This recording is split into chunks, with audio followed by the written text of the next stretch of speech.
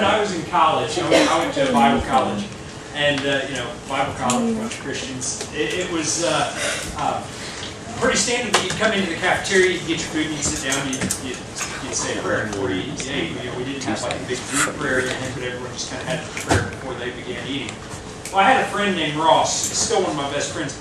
And every day he would come in, and I'd be sitting there, or he'd be sitting there, whatever. I'd come in, and I'd sit down, and I'd start to say a prayer, and he'd lean over to me and go, "Tell him I said hi." Every day this night, he'd tell him I said hi. So one day I'm sitting there, and I sat down, set my tray down, I bowed my head, and Ross leans over and goes, "Tell him I said hi." So I finished my prayer, and I looked up, and I said, "I did," and he said, "Ross who?" He just, because he didn't, just to say, kind of, he didn't know who you are, because you obviously don't pray to him. Another guy I went to college with, he was what I consider the Michael Phelps of prayer. He was one of these guys that he just prayed all the time. He'd get up early in the morning and he would pray. He would spend hours talking to God about his life and his family and his friends and different things that were going on, and he would just pray and pray and pray. And honestly, it was one of those things I never really could understand. Prayer is something that never really came real naturally to me. It was something that I struggled with. I see people like this guy in college that he would pray and pray and pray, and he was one of the guys that if you asked him to pray for you about something, he would, right then and there, no matter where you were. You're standing in the middle of Walmart and you say, "Hey, can you pray about this for me?" "Yeah, let's pray right here in the middle of Walmart." You're in the middle of the grocery aisle in Walmart. He's got his hand on top of your shoulder and he's praying for you.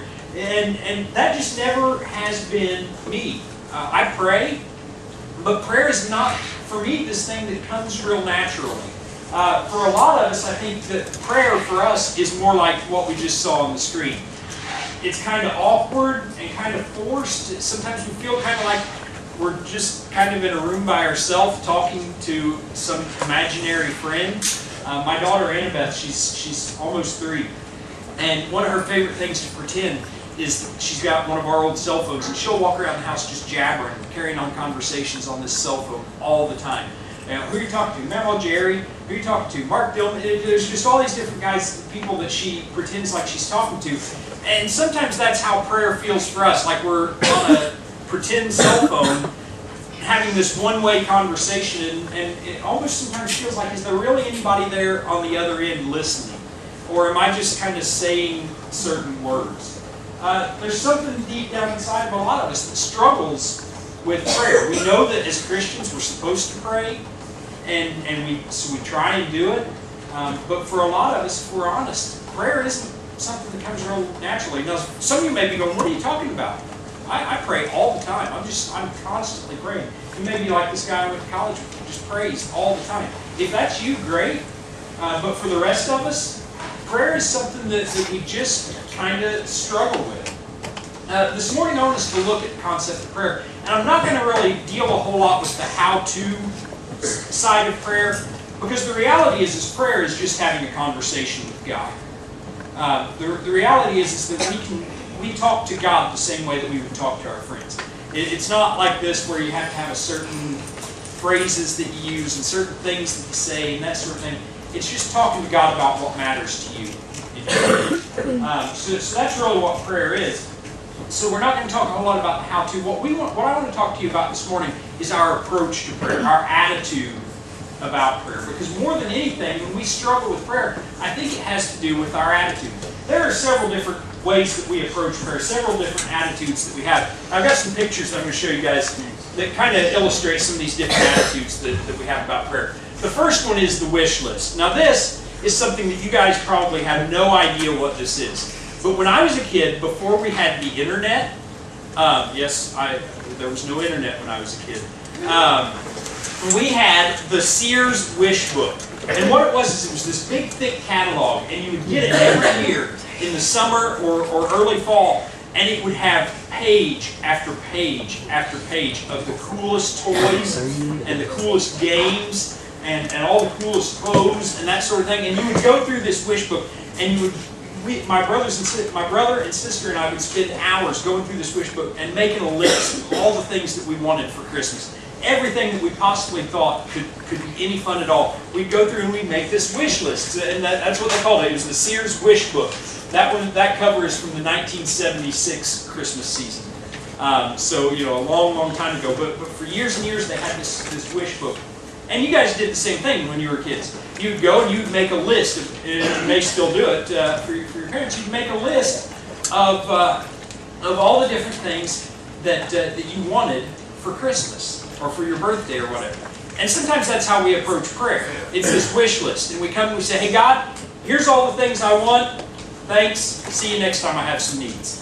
You know, that's kind of the approach that some of us have to prayer. Another approach is the grandpa and grandkids. And what I mean by that is I had a friend in elementary school and up through middle school and high school who would say things like, I need some money. I'm going to go see my grandpa.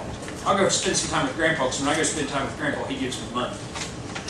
You know, we got into high school and he'd say, I need gas money for this weekend. I'm going to go hang out with my grandparents this afternoon so that, you know, they'll give me money for hanging out with them. And it was kind of this attitude that if we go hang out with them and spend time with them, then they're going to give us what we want. They're going to reward us for that. And sometimes we have the same attitude about prayer, is that if we go and we pray and we spend time with God, even if it's kind of awkward, it's kind of strange, but we go and we spend time with Him, then that's going to make Him happy, and because that makes Him happy, He's going to give us what we want. Another approach is the wizard approach. And what I mean by that is you know, wizards, if they have formulas and they have spells and they say all the right words in just the right way and poof, something magic happens. It's kind of that approach that we have in prayer sometimes. If we say the right words in the right way, in the right order, at the right time, God magically has to do whatever it is that we ask Him to do. And in some way we become a wizard that we say this magic formula to get God to give us whatever it is that we want. The next one is the Ralphie approach. How many of you guys have seen The Christmas Story? Okay, for those of you who haven't seen it, Christmas Story, Ralphie wants nothing more than what for Christmas? A Red Ryder BB gun with a compass in the stock and a thing which tells time. So he wants this Red Ryder BB gun with a compass in the stock and a thing which tells time. I think that would be called a clock. But so he goes and he asks his parents and he asks, he drops hints and he writes a report about it and all these.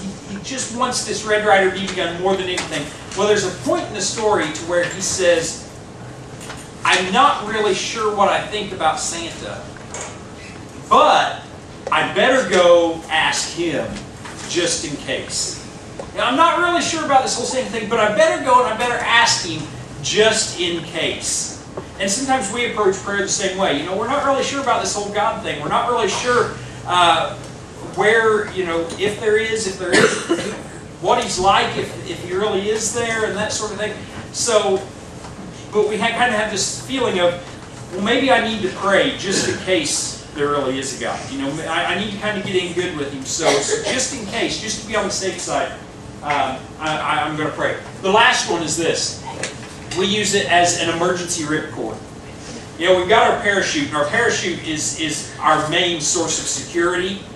But my brother did this crazy thing for a while where he found it enjoyable to jump out of airplanes. I don't really understand it. In my mind, the only reason to jump out of an airplane is if it's going to crash. But he would pay money to go up in this airplane and jump out.